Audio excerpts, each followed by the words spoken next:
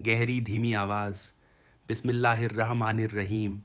मोहतरम नाजरीन, अस्सलामु अलैकुम व रहमतुल्लाहि बरकातुहू। आज की इस वीडियो में हम आपको ऐसी दुनिया में ले जाने वाले हैं जहां इंसान टूटता भी है, रोता भी है, लेकिन फिर उसी जगह से उठता भी है। क्या आपने कभी महसूस किया है कि जब आप पूरी तरह से अकेले होते हैं, जब कोई मदद करने वाला नहीं होता, जब हर दरवाज़ा बंद हो जाता है, तब दिल के अंदर से एक आवाज़ आती है, अल्लाह है। आज की ये कहानी उसी आवाज़ की कहानी है। पहला वाक़या, बेवा औरत और अल्लाह की रहमत। एक छोटा सा गांव था जहां कच्चे घर थे, टूटी दीवारें और उनमें रहने वाले गरीब लोग। उसी गांव में एक बेवा औरत रहती थी। उसका कोई सहारा नहीं था, न पति, न कोई कमाने वाला। सिर्फ 3 छोटी छोटी बेटियां जिनकी आंखों में मासूमियत थी, लेकिन पेट में भूख। वह औरत दिन रात मेहनत करती, ऊन बुनती, शाल बनाती और उसी को बेचकर अपने बच्चों का पेट भरती। एक दिन उसने बहुत मेहनत से एक शाल तैयार की। उसकी उंगलियां जख्मी थीं, आंखें थकी हुई थीं, लेकिन दिल में उम्मीद थी।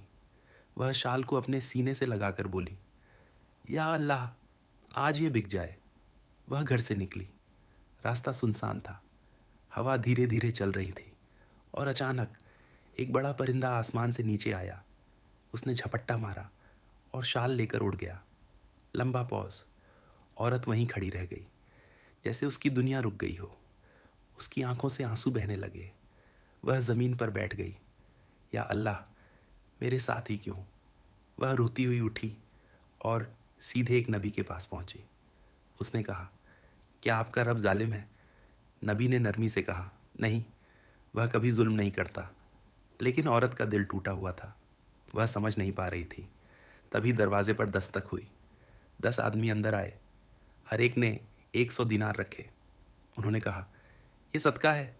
नबी ने पूछा, क्यों? उन्होंने बताया, हम समंदर में थे, तूफान आया, हमारी कश्ती में छेद हो गया, हम मरने वाले थे।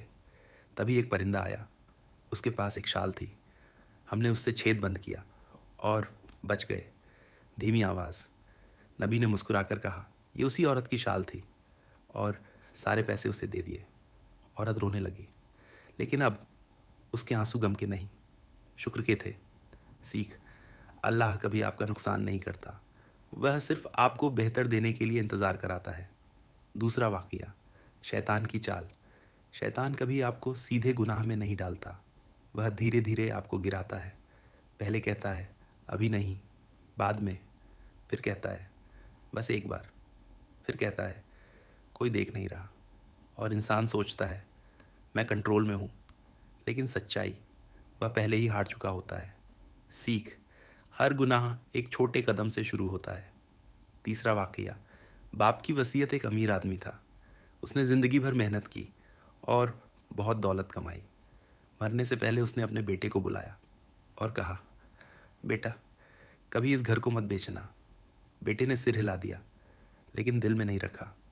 बाप के मरने के बाद उसने पैसे उड़ाने शुरू कर दिए। दोस्त, पार्टी, ऐश, धीरे धीरे सब खत्म हो गया। जब कुछ नहीं बचा तो उसने मौत का रास्ता चुना। रस्सी लगाई, फंदा बनाया और जैसे ही कूदा, रस्सी टूट गई। वह नीचे गिरा और ज़मीन से खजाना निकला। वह रोने लगा, अब्बा, आपने सही कहा था। सीख, हर बुजुर्ग की बात में हिकमत होती है। चौथा वाक़या, भरोसे की ताकत। 2 फ़कीर बैठे थे। एक ने कहा, मुझे अल्लाह देगा। दूसरे ने कहा, मुझे इंसान देगा। कुछ दिन बाद जिसने अल्लाह पर भरोसा किया वह अमीर हो गया, और जिसने इंसान पर भरोसा किया वह गरीब ही रहा। सीख, रिज़्क़ का मालिक सिर्फ अल्लाह है। पांचवा वाक़या, सदका का असर। एक मशहूर शख्सियत जो बहुत दान करती थी, मरने के बाद जब उसकी कब्र खोली गई तो उसका एक हाथ बिल्कुल सही था। क्यों? क्योंकि उसी हाथ से उसने दान किया था। सीख, जो अल्लाह के लिए दिया जाता है वह हमेशा बचा रहता है। छठा वाक़या, गुनाह से बचना। एक आदमी था जिसे गुनाह करने का मौका मिला, लेकिन उसने खुद को रोक लिया। सिर्फ अल्लाह के डर से उस एक फ़ैसले ने उसकी ज़िंदगी बदल दी। सीख, एक सही फ़ैसला पूरी ज़िंदगी बदल सकता है। 7वां वाक़या, तौबा की ताकत। एक चोर था जो कब्रें खोदता था। एक दिन जब वो कब्र खोद रहा था तो अंदर से आवाज़ आई, मुझे नंगा मत कर। वह कांप गया। उसने उसी वक्त तौबा कर ली और उसकी ज़िंदगी बदल गई। सीख, तौबा का दरवाज़ा हमेशा खुला है। आखिरी पैगाम, एंडिंग। मोहतरम नाजरीन, आज आपने जो सुना वह सिर्फ कहानियाँ नहीं थीं, वह ज़िंदगी के सबक थे। अगर आप चाहते हैं सुकून, बरकत, कामयाबी तो याद रखें, अल्लाह पर भरोसा करें, गुनाह से बचें, नेक काम में देरी ना करें और सबसे ज़रूरी, कभी उम्मीद मत छोड़ें, क्योंकि अल्लाह हमेशा आपके साथ है। एंडिंग लाइन, अगर ये कहानी आपके दिल को छू गई हो तो वीडियो को लाइक करें, शेयर करें और चैनल को सब्सक्राइब करना ना भूलें। अल्लाह हाफिज़। अगर चाहो तो मैं अब